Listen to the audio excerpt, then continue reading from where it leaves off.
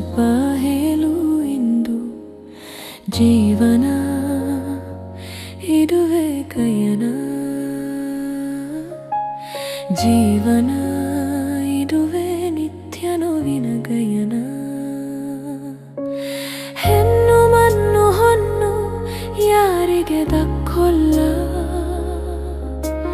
ಹೆಣ್ಣು ಮಣ್ಣು ಹೊನ್ನು ಯಾರಿಗೆ ಬೇಕಿಲ್ಲ. ನನ್ನ ಬಿಟ್ಟು ಯಾಕೆ ಹೋದೆ ನೀನು ದೂರ ಎಂದು, ನನ್ನ ಮರೆತು ಹೇಗೆ ಬಲವೇ ಸ್ವಲ್ಪ ಹೇಳು ಎಂದು.